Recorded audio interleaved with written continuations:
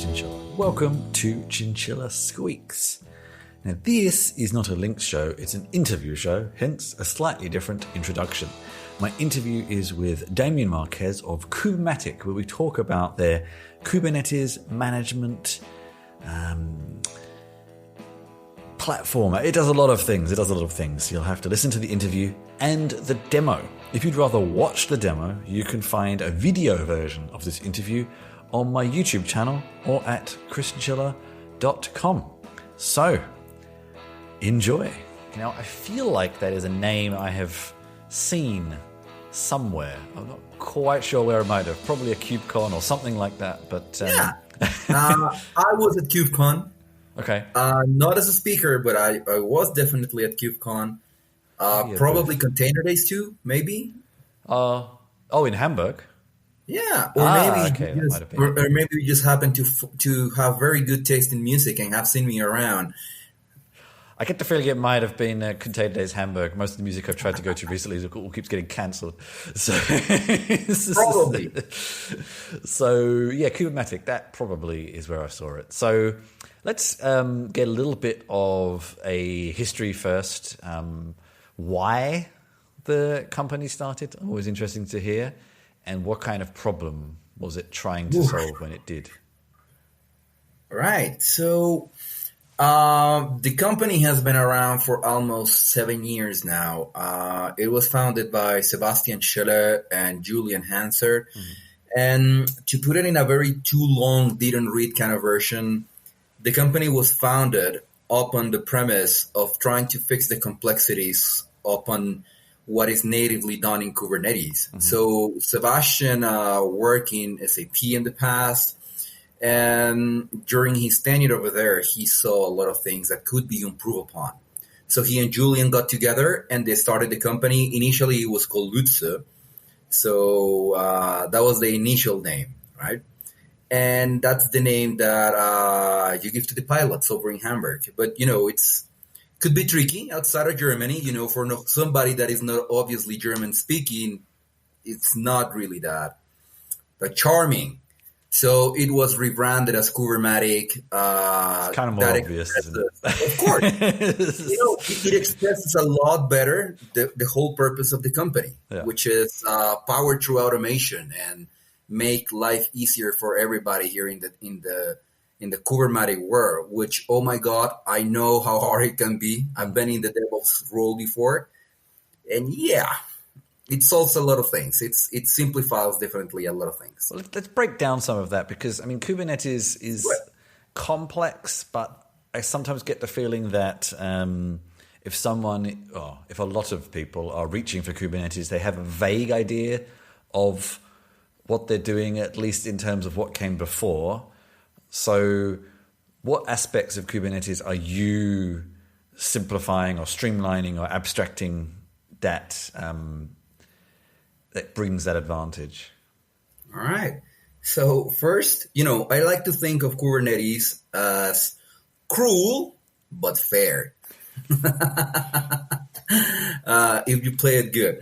So a lot of the things that are simplified specifically around Kubernetes is the lifecycle management of the clustering of the worker nodes. So there's a couple of things that natively Kubernetes doesn't provide. For example, Kubernetes, of course, is an HA system. However, there's a lot of the steps that you need to follow before it's a fully HA system in itself. It does have the capacity, but it's not natively built in there. Mm-hmm. So that's one of the main things that gets solved to the platform. Another one of the things is that, Kubernetes in itself also has the ability to add a lot of abstraction layers, specifically around the backups, specifically around automation, specifically around, let's hit one that it's one of the major pain points that all the people in DevOps that I've known always complain around, that it's updates. When you have to update a cluster with 300 worker nodes on a Friday night, and you really, really, really don't want to do it, but somebody has to do it, that gets simplified quite a lot. The control plane, the kubelet upgrades, all of those healthiness checks that you do before you upgrade, the post upgrade. To add another one that for me, it's also very important. I'm a network guy. I like to work with networking. And it's specifically around the integrity and the security around Kubernetes worker nodes, how they are open mostly to communicate between themselves. So we add automatically the option to, in previous versions, just for the context, we were in version 219, and before that version, in previous versions, we used to use OpenVPN only. We added Connectivity as part of that as well to add an extra layer of security, to add an extra layer of speed. It's basically to improve upon those aspects that Kubernetes definitely falls short, not because it's a bad, let's say, product in itself, but just because there's things that you can do, but they require a lot more work to do, right? So I like to think about it, as having a manual car, and you have to do everything yourself when you're driving, versus just having one of these self-driving cars that you can just read a book in the meantime. You just push a button and do it. Now, we're far away from that, but it's good to aspire, right? Yeah. It's an interesting analogy, though. It's a problematic analogy, maybe, if you're not careful. To say the least, but it's always good to have room for conversation, right? Yeah. So just to clarify what Kubernetes... You have to be careful where you take the second part of the name. Kubermatic offers. Kubermatic. We have professional services. It's sort of kind of a starting point. Subscription. Well, what is that? Is that the upgrade side of things? Is that kind of outside of the professional services, kind of an ongoing maintenance of your Kubernetes clusters, I guess, or something like that? Right. So when we go into the subject of the pricing models, the reason that we have a subscription is because first, we are a fully open source committed company. Okay. That's something that we strive upon, that we build the company, keeping in mind of the products, keeping it in mind of. However, when we start going into how big a cluster, the cluster management gets, how many sources of data you want to have, how many data centers you really want to put inside your clusters, then we have two different versions. We have one that is the community edition, the open source. You can go out, get it. We have a tool that is called Start Kubermatic that is actually going to allow you to build a pipeline and have this installed in 5 minutes. However, if you are a company that has hundreds of worker nodes with several sources of data spread around the world, then most likely you're going to need a little bit more support. Okay. You're going to need a little bit more features. So that's when the Enterprise Edition comes in. There's a couple of little tweaks that come inside the Enterprise Edition, specifically aimed to help with the business acumen of the tool to make business easier, so to speak. Okay. So whereas the Community Edition, it's built to build as many clusters as you want, as many worker nodes as you want, but from a single source that we call seed. For example, you can have your Community Edition work with AWS. Yeah. And you can have 200 clusters in AWS. The Enterprise Edition, it's going to allow you to have not only AWS, for example, if you want to have Azure, DigitalOcean, Hetzner, all those different clouds inside a single system. That's what it's going to allow you to do. Okay. I might come back to that a little bit later once we go through a demo. I just want to go one more thing before we move on to the Kubermatic platform. One of the offerings, I'm just looking at a headline here, but Kubermatic virtualization, which is an intriguing title. So what is that? Is that a bridge between containers and virtual machines? Is it something else? Right. When we refer to virtualization, it's because the tool that it's the Kubermatic Kubernetes platform in itself is a self-containerized control plane that connects via API to all of these different sources, obviously using the Cloud Control Manager and the Kubernetes API and KubeADM, all of this jazz.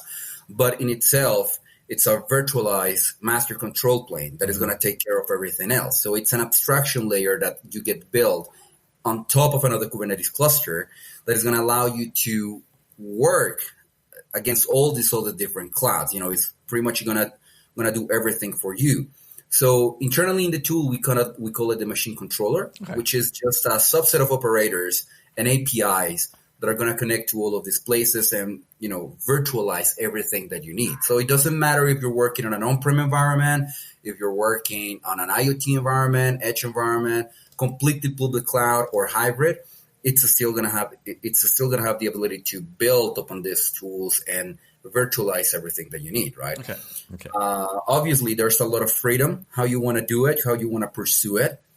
You can select the runtime environment. As you're probably aware, Chris, Kubernetes, it's moving a little bit away from Docker. I like to put it kindly, but it's moving to something more CRI based. Yeah. So Containerd, it's gonna look more powerful, just because it's an interface.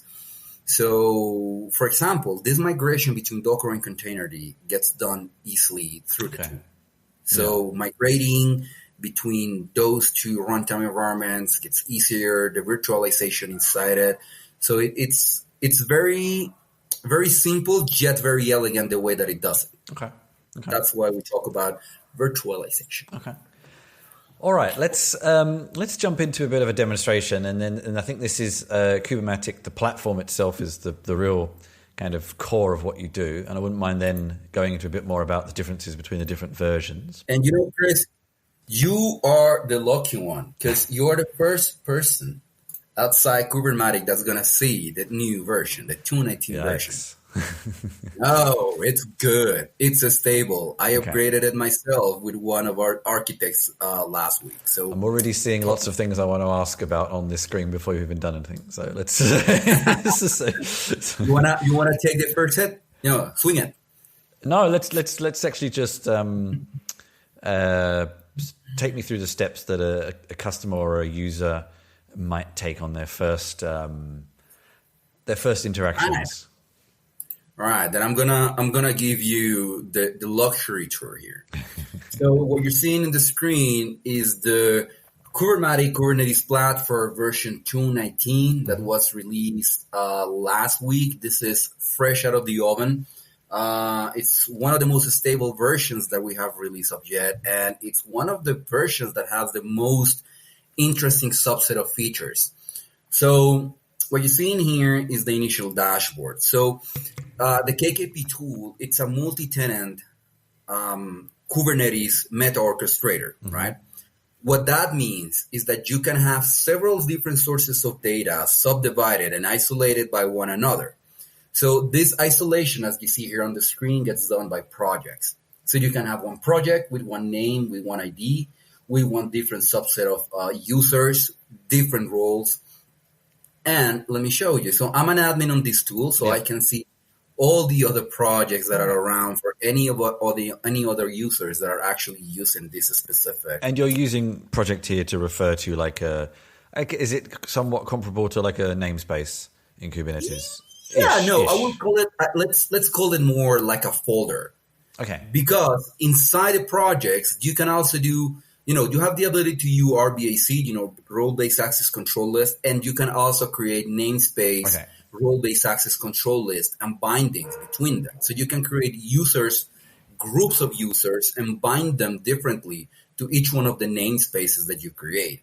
So in those terms, the projects will be, let's think about it. The best analogy that I can give you, it's like when you have a project in Google Cloud or a folder in Azure, that you have a specific subset of rules, users, roles, and everything else inside it that is going to be completely segregated from one another. So it's not as if you can have clusters from this project look at this project or users from this one to this other, right? They're still going to have their own separate networking, their own separate subset of users, all in all, right? Okay, makes sense. Yeah. So let's simplify it and go to what I prepared for you today. So I prepared this one that is called Project One. Now, what you see on the screen is what any user of KKP will look at. We try to make this interface as simple and elegant as possible. You have the ability to select it, in dark mode or in light mode, which, wow, it's super bright. I love it. And here in the screen, you're going to have, to the left, you're going to have the option to see all the clusters that you have created. You have the ability to create cluster templates, which is Can I ask a question here? Sorry. Go ahead. Because I'm interested because you already mentioned a few different infrastructure support options, and you can see here Google Cloud, AWS, and Equinix. Do you have to manually create integrations for each of those, or is it a more generic kind of just wherever there's a cluster running? In the amount of clouds, public clouds that are out there, at the moment we support pretty much every major public cloud out there except two, which is IBM Cloud and Oracle Cloud. And we're working towards those in next versions. Right now, there has been a major cloud that we have worked with that hasn't been integrated. So we support from, AWS, the majors, the big three, AWS, Azure, Google, up to managed services, as AKS, EKS, and GKS. We're able to connect those external clusters up to European clouds like Hetzner. We recently started a partnership with Equinix Metal as well, so that's supported inside Equinix Metal. Let me show you something. I think you're gonna appreciate that. And this is, for example, the clouds that I have added into my lab. So I have Alibaba, which I support. We have support in all of these regions. As this tool is multi-tenant, you have the ability to select how many regions you want to have added. So you can configure that by yourself. I want to add, let's say, AWS, and I want to add all the regions. So you have the ability to add all of these regions. You have the ability to control them, see how you want to have them, how many resources you want to add. And to this, internally and in the tool, you refer to as a seed. Because you're seeding the clusters directly from this place to build them. So they sprout, right? So, yay. And even on-prem. So my KubeADM, my KubeVirt, and my VMware, all of this are on-prem labs that we have built in Germany and that we have the ability to control. We do a pooling of those resources depending how many stuff you want to have, how many, let's say, RAM and vCPUs you want to have available to build your clusters at, and then you add it as a single data center. So when you go into, let's see here, I have the admin panel, and I'm going to show you one of the features that it's only available in the Enterprise Edition for business and scalability, is that you're going to have the ability to do methering. But before I jump that, what I wanted to show you is that when you go here into the data centers, you're going to be able to see all the data centers that you have added to your environment with all the regions that you have added, all the providers that you have, and all the regions that you have. And if you want to add a new data center, it's very simple. You just select here in Add Data Center, you add your name, the provider of the cloud that you have, and then you can continue adding it that way, right? So it's a very simple process. If, as a company, for example, you're working in AWS, you find you need a new region, you don't have to do the whole reinstallation of the process. It's just a couple of clicks away to have this up and running. And also kind of an allowance thing. So if you have a European team, you only give them access to European data centers. Exactly. So there's no, Exactly. I like how this is. It's a little bit self-explanatory in the way that the tool is built. And that's actually it. So when you build a project, you can have teams in Germany, you can have teams in the US working in the same project, but still you can segregate them in how you want them to access these different resources. Because one of the main things with this platform is that we wanted to make it as a service as possible. Going into one of the features that the Enterprise Edition has, now that we're sitting in here, is this methering tool. So what KKP does is that it's capable of generating these reports that are going to be including all the usability data, all the building data regarding all the different sources you have. And it's going to put it into a comprehensive report that you can use, to pretty much see how your environment is working, how your actual installation is working, where you can find improvements, when you can find if you need less resources in one cluster or the other, stuff like that, right? And does this connect up to, because you also have Grafana, Prometheus, Loki? Is that coming from those sources, or is it? That's a very good question. Yes, it is. Okay. A little bit, and it also goes to Minio. Okay. So there's a little bit of that too. And I might have had them on the show before. Really? Yep. That's awesome. Yeah, so it comes with a little bit of it takes metrics from a lot of different sources to build comprehensive reports. Mm-hmm. All right, and I'm going to show you how that looks like. So this CSV, is very, so it's not going to be the most. Yeah, because I haven't done really anything with it, but it's just to show you how it will look like, how the CSV. It's gonna take a CSV. It's gonna tell you how much used memory you got, how much available memory you have. So it's gonna take all these metrics regarding each one of the projects, the cluster ID, which is the normal QCTL ID that you will get, labeling, and so on. Perfect for people who'd rather work in Excel instead of Grafana. Well, I just downloaded it in Excel and I was like, let's open it. I'm not going to... No, but you know what I mean.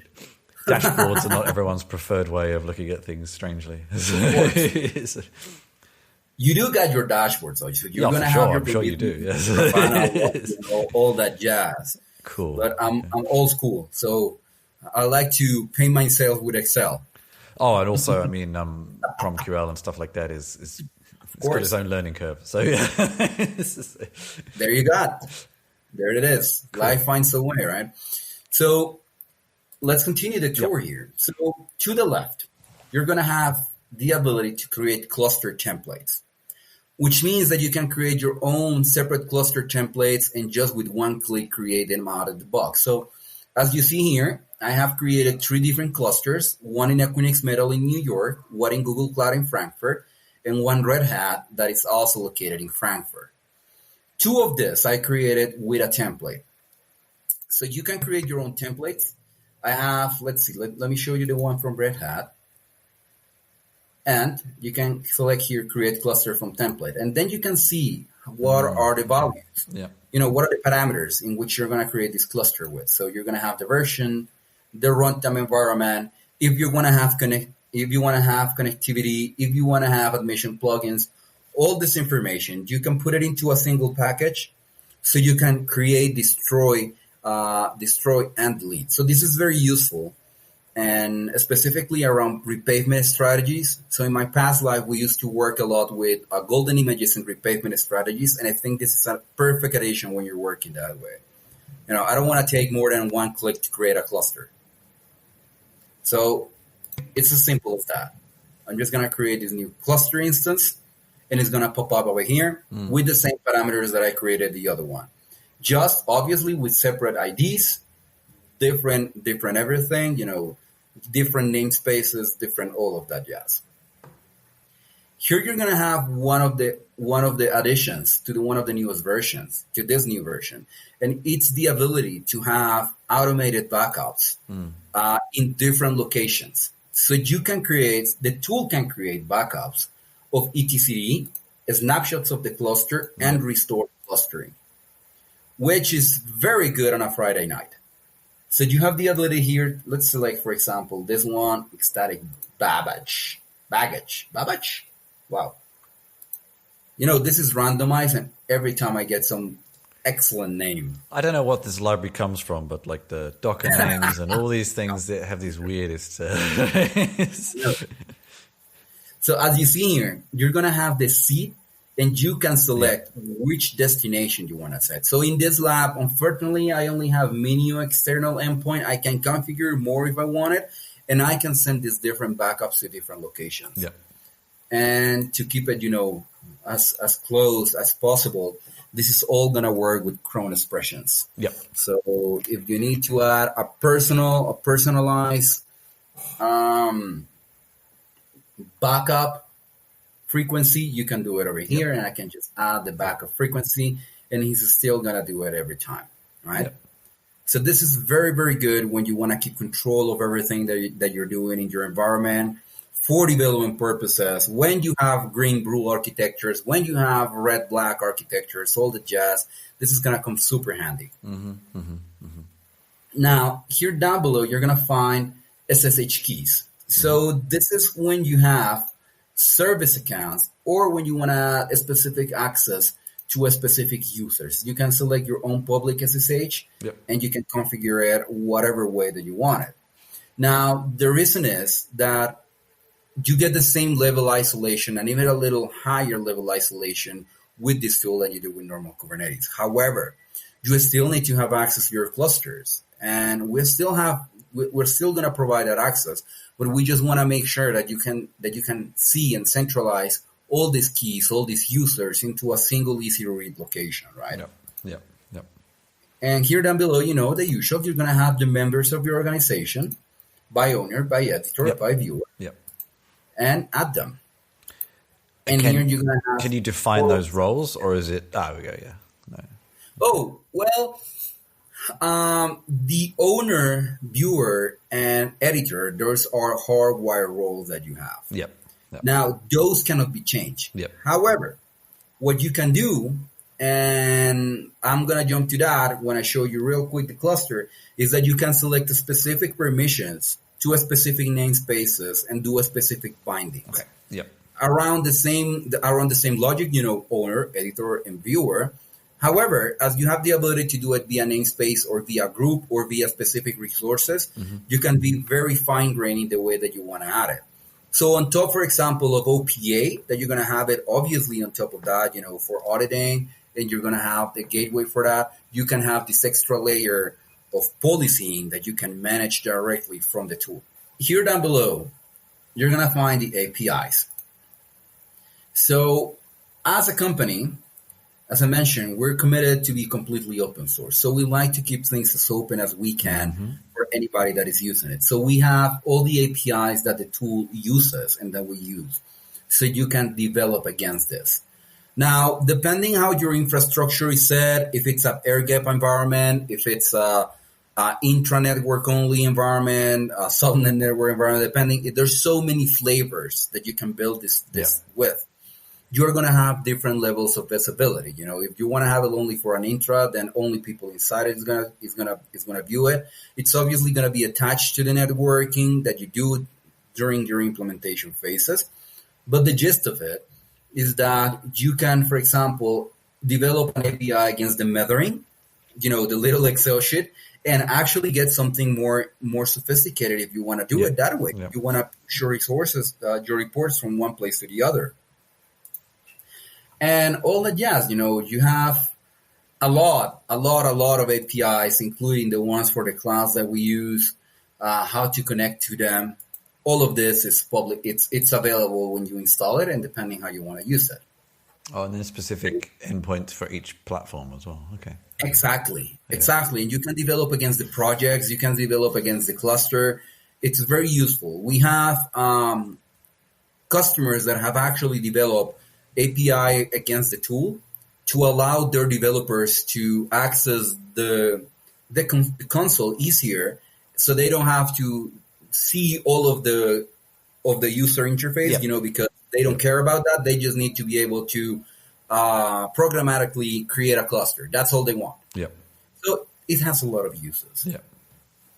So here down below, you're gonna have your good MLA stack.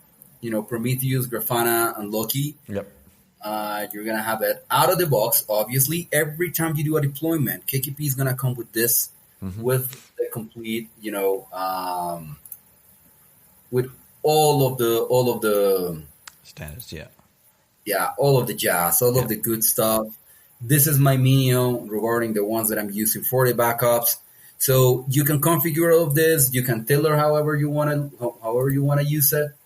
Same as Loki here, right? So you're going to have a lot of freedom regarding this one. Regarding the MLA stack, there's something really, really good that we provide as a tool, and is that so we come with the MLA stack that we come with is Prometheus, Grafana, Loki, Minio, and Cortex. That's the basic that we come with. out of the box. However, if you want to create user-specific MLA stacks with your own specific tools, you're welcome to do it. We actually provide you with the tools, with the configuration, so you can bring your own MLA stack depending on how you want that are compatible. Yeah. Okay. Yeah. Exactly. Yeah. So as we're completely open source, and one of the features of this particular interface is that it's completely pluggable. Yeah. Meaning that there's a lot of things you can bring over. Even if you use private solutions, you can bring them over.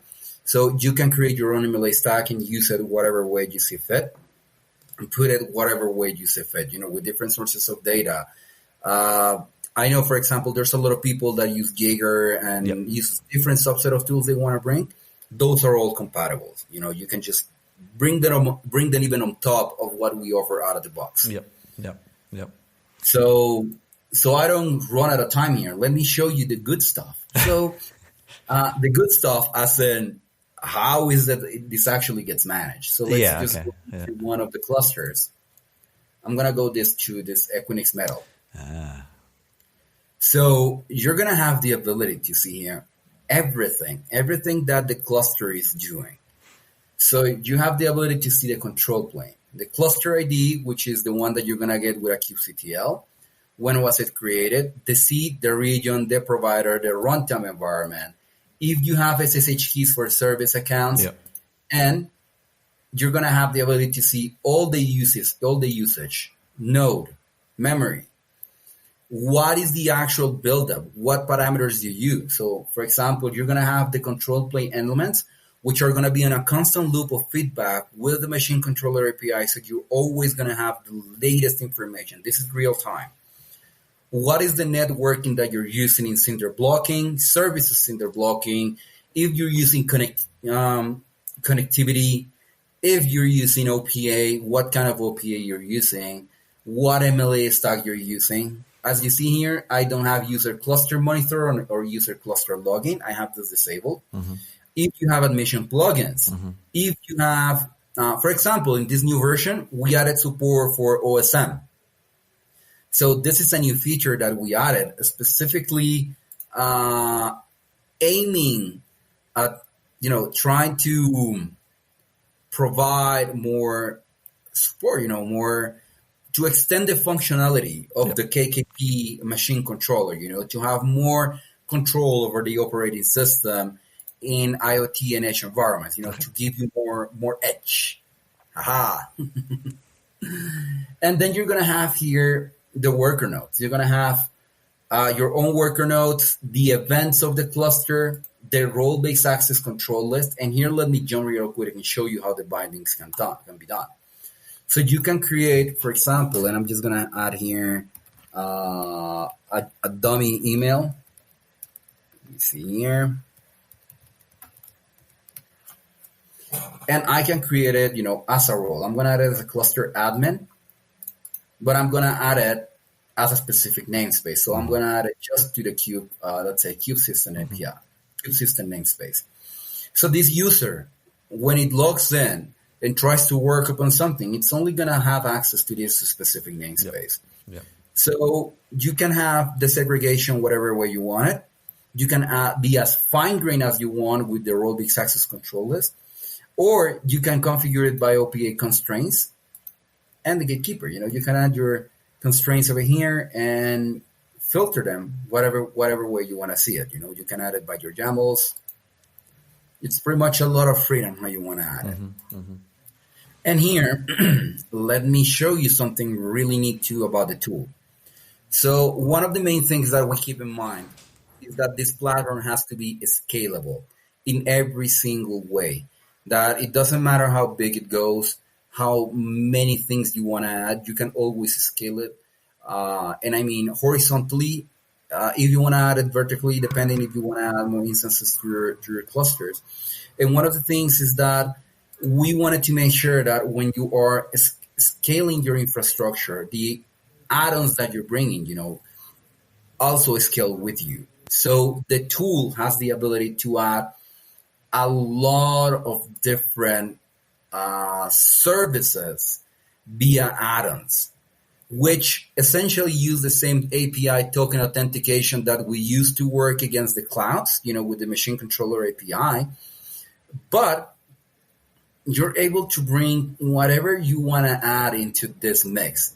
So you have the ability to, let's say, create a marketplace of your add-ons via API and deploy them. And I know that the term marketplace is always so broad.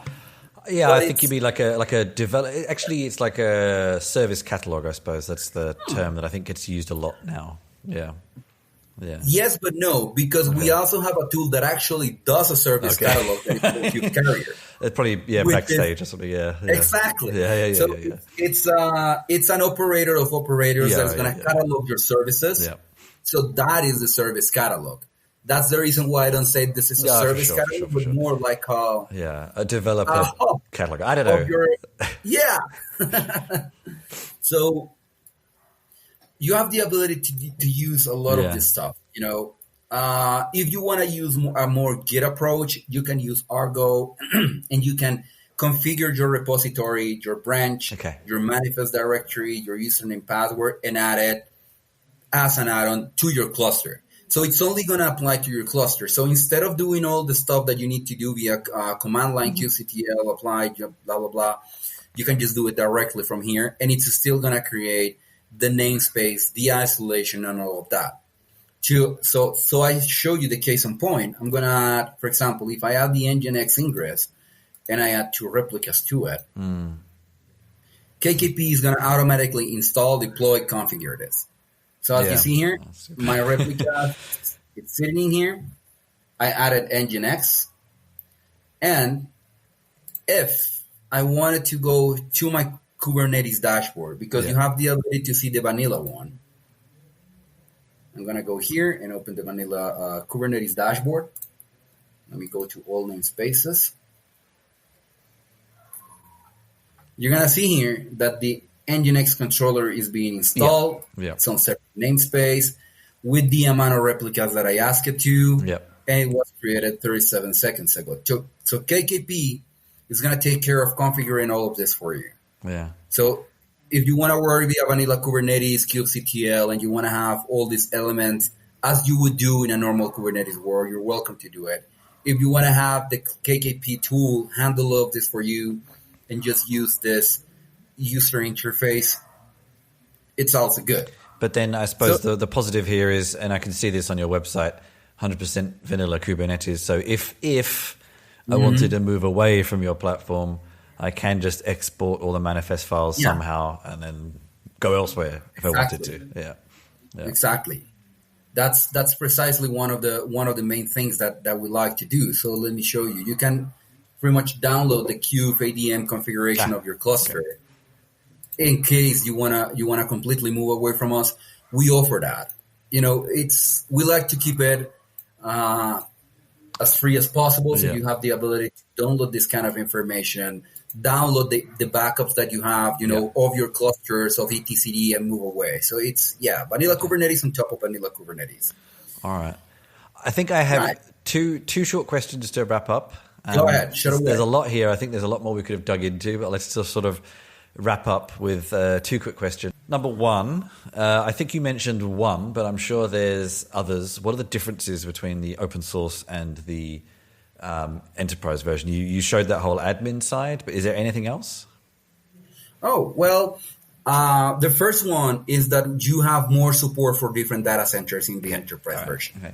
So the community edition, it has support for 1 seat, whereas the enterprise version has support for all of them, as many as you want to have. That's one of the first main difference. The second difference is that the community edition doesn't have the measuring tool for analysis, for budget analysis, all of that. So that's only available in the enterprise edition for obvious reasons, because if we're doing something more businessy inclined, you want to have more visibility upon that. Whereas the community edition is more aimed at how you want to use it, how you want to add it. The third one, it just comes back to the services that you get attached to that, So we as a company also offer managed services. As the company is completely Kubernetes certified, we offer managed services, handoff of the services. We offer the ability to handle the operation for you or train your operation for you and then do a sort of a handover to that. And then there's the support. So the community edition obviously has support because the fact that it's obviously open source is not like you're on your own. It's that community would be cool. Support, which we all know can be inconsistent, but it exists. Yes. But in the enterprise edition, you're gonna get a different SLA for your tickets. For sure. You're gonna have a different level of support. You're gonna get a broader access to what you're doing. A dedicated team of support, a dedicated architect, stuff like that you're not gonna see. So it comes back to those little details that if you want to build this in a more enterprise environment, you're probably going to like because depending what is your level of automation in Kubernetes, if you're a company that is just starting this journey in the transformation and you're moving away from monolithic apps, then we help you with all the process, help you with all the migration of the applications, splitting these apps to be more cloud ready, coach you, help you to build this environment and make it successful, and seeing how we can cut all this, let's say, expensive that you might have that can be redirected to something else in terms of resources. The monitoring stuff like that. And the final question would be open source and enterprise version. What's next? You just released a new version 6 days ago, but what's next?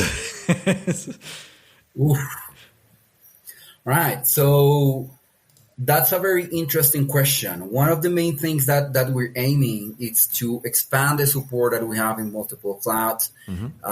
It's to make the platform more lightweight, more easy to use, more user interactive. So I give you a very good use case in that is that when we added the support in the new version for hosted services, we didn't want to go through the route of, let's say, clients, as some tools use, that you install a client so you can connect to the client and do this.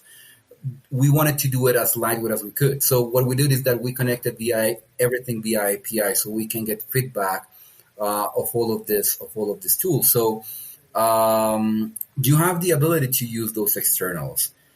We're also adding more networking support for telco environments. We're adding little bits of information for this and there, specifically around edge technologies, telco technologies, the ability to use IoT devices better, to build these little clusters better. So we're expanding on all of these different subjects. Now, what is the actual roadmap? For features, I guess it's tech. I mean, when is a vague question. What is fine. Yeah. Okay. It's like when somebody says, "Come down. I'm gonna be with you in a minute." That minute means a lot of different things. A lot. Yeah, I got you. Yeah, but in a long story short, we're aiming to expand it to more clouds. We want to make it more lightweight. We want to make it more interactive, more easy to use. Obviously, we always strive to make it more stable and make it, the best tool in the market. That if you come to us, you come because you use the community edition, but you stay because you find that it's a very good team to work with. This is a pure German company, and our ethics of working go hand in hand with that same logic. We're going to provide you something really good. I hope you enjoyed the show. Find out more about me at chrischinchilla.com, where you can find show notes, sign up for my newsletter, and find all of my writing, games, work, and video links. There's also details on how to get in touch with me. And if you want to get even closer to what I do, join my Discord server for behind-the-scenes discussions and helping me produce my shows and work.